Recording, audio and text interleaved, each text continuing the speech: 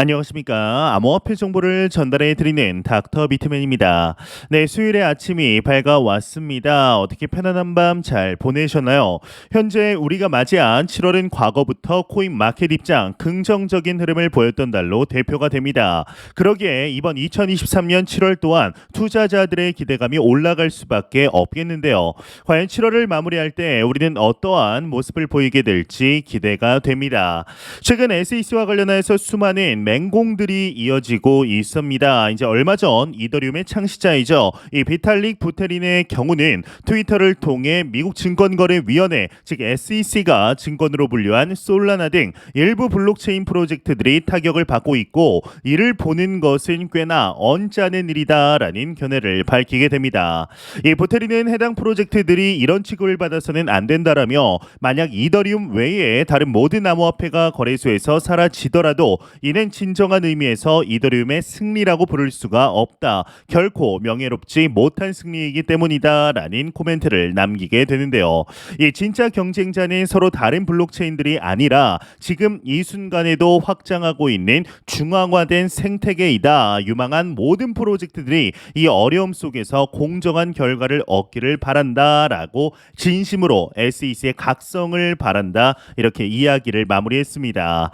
이제 지난 6월 SEC의 경우는 이 바이낸스의 코인베이스를 제소하면서 솔라나, 폴리곤, 카르다노, 에이다 등을 증권으로 분류한 바 있었죠.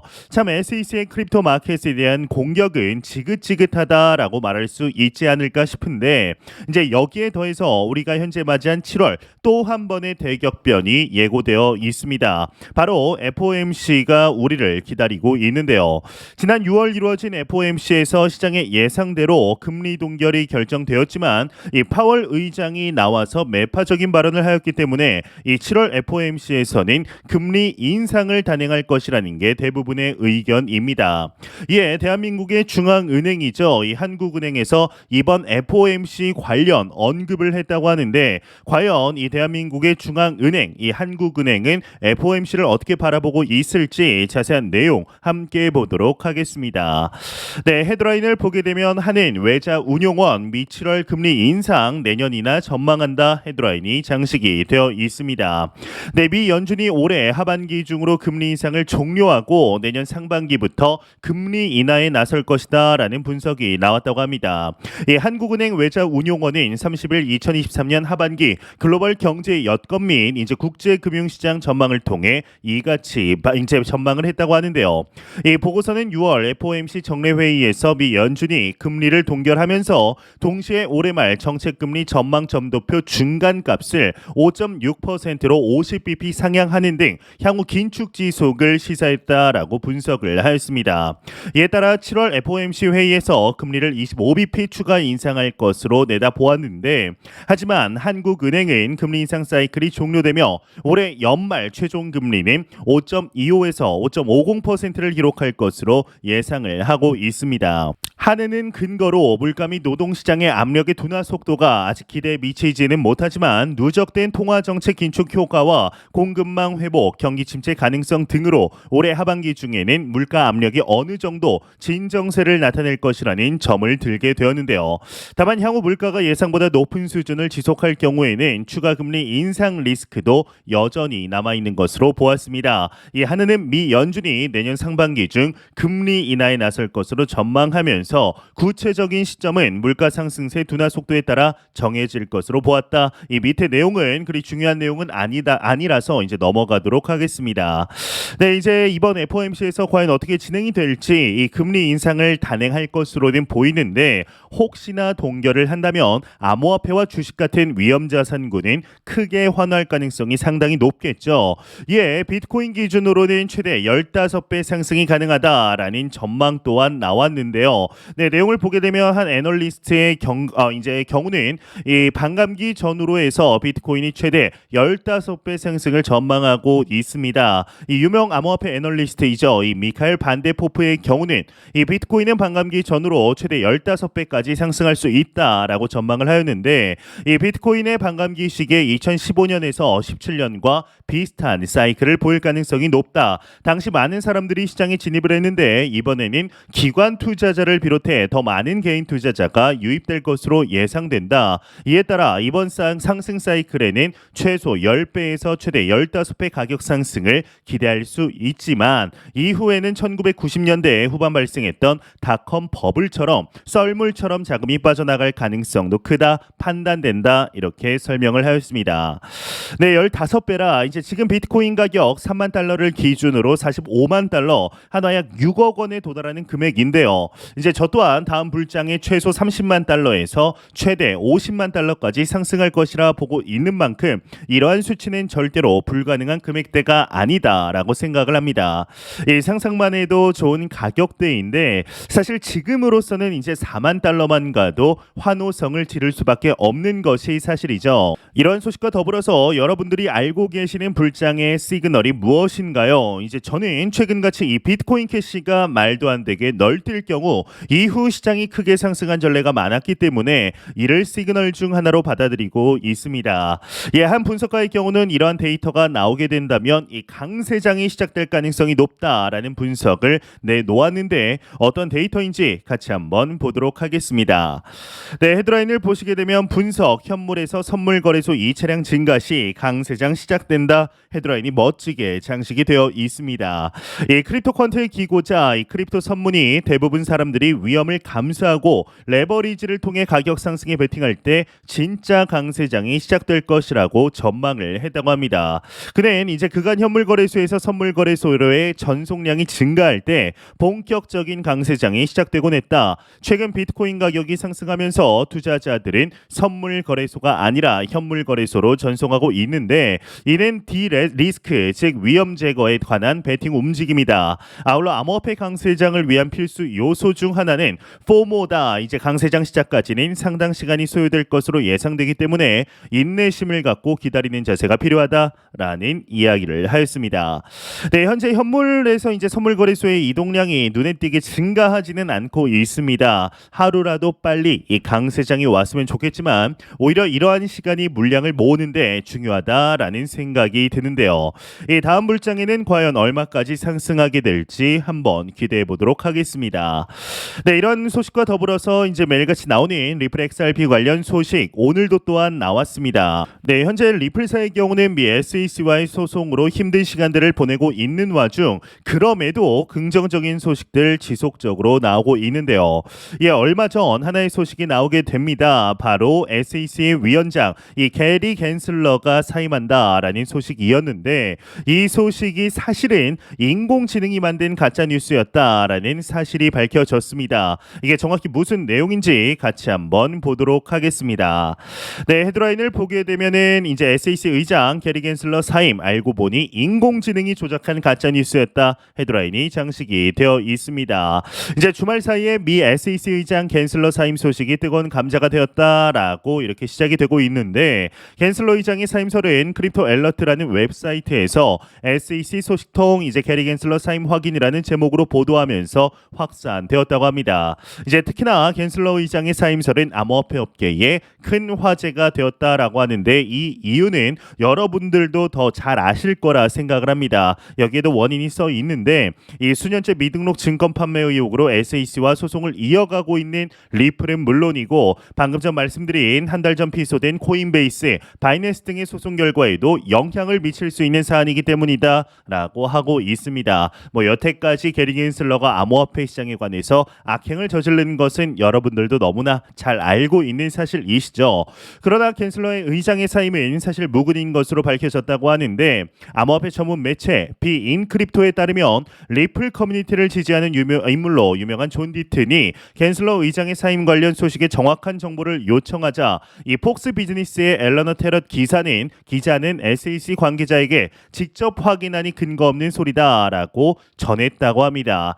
또한 이제 찰리 가스파리노 폭스 수석 기자는 SEC에 직접 갠슬러 의장의 사임설과 관련된 루머를 물어보았는데 메일로 갠슬러 의장의 사임이 사실인지 문의하자 갠슬러 의장의 수석 언론 홍보 담당자가 이게 무슨 말이냐라는 이제 얼렁뚱땅한 말도 안 되는 소리를 들었을 때에 당연한 반응을 나왔다고 합니다. 이후 갠슬러 의장의 사임설이 AI 즉 인공지능이 작성한 가짜 뉴스라는 사실로 이제 뒤늦게 이렇게 드러났다고 하는데 암호화폐 전문 매체 코인텔레그래프는 AI 텍스트 감지 프로그램인 그대로 GPT를 이용해 갠슬러 의장의 사임설을 주장하는 기사에서 AI가 생성한 글이 무려 96.8%가 감지되었다라는 사실을 확인했다고 합니다. 갠슬러 의장의 사임설이 이제 거짓으로 밝혀졌지만 암호화폐 업계 관계자 사이에서는 여전히 갠슬러 의장이 사임해야 한다라는 시각이 존재한다고 하는데요.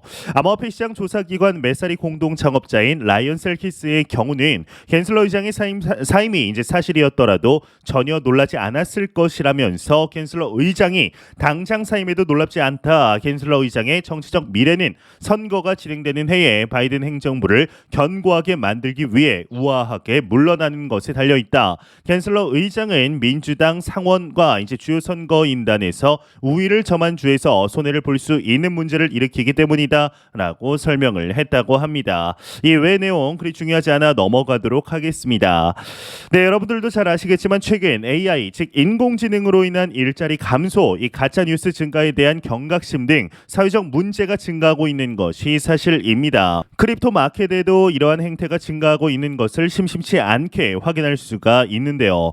아마 여러분들도 저와 같이 느끼실 것이라 생각이 드는데 이 갠슬러 사임에 관한 뉴스가 사실이었으면 좋았겠다라고 느끼시는 분들 적지 않으시리라 생각합니다. 실제로 미국 하원 위원장들의 경우는 갠슬러 위원장의 사임을 촉구하고 있는 상태이며 이 법원 또한 이러한 컨센서스에 함께 동의하고 있습니다.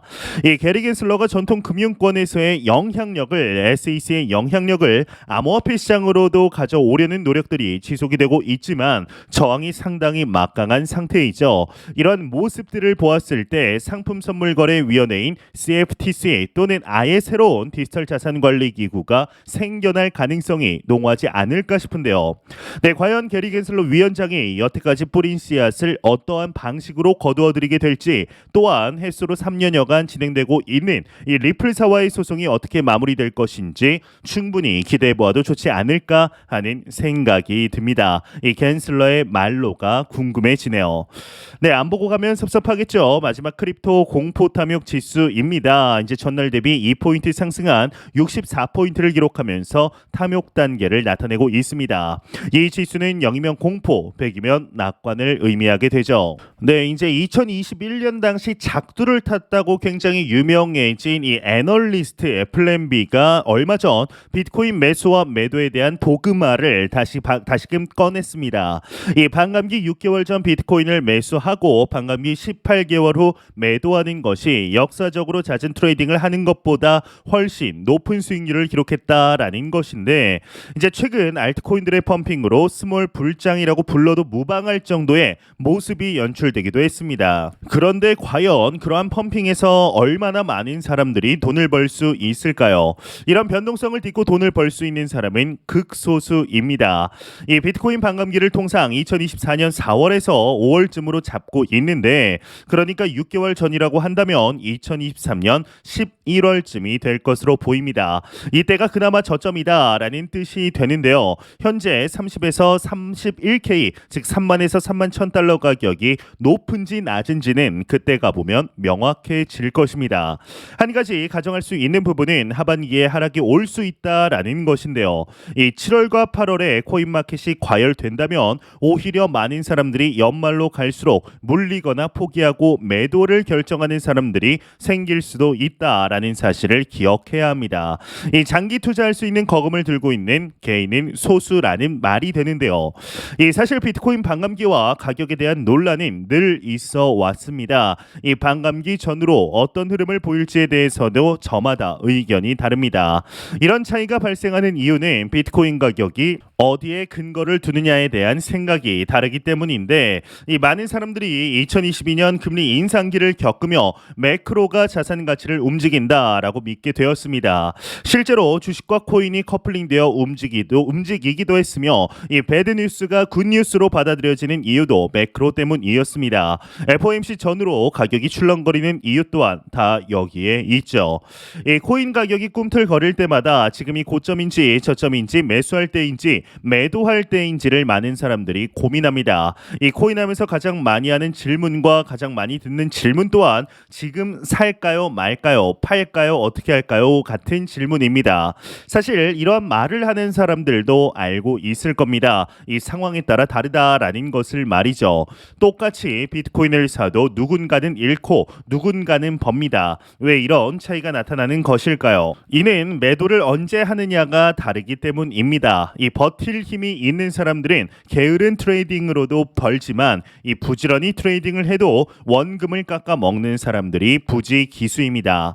그 안에서도 차이를 만들어내려면 원화를 달러로 바꾸고 그걸 비축해 두거나 아예 해외에서 암호화폐를 매수하는 것입니다. 이렇게 하면 국내 거래소보다 통상 1에서 2% 정도 저렴하게 암호화폐를 구입할 수가 있는데요. 장기 투자를 통해 높은 수익을 기대하는 비트코이너들에게 사실 현재의 가격 등락은 그리 중요한 게 아닙니다.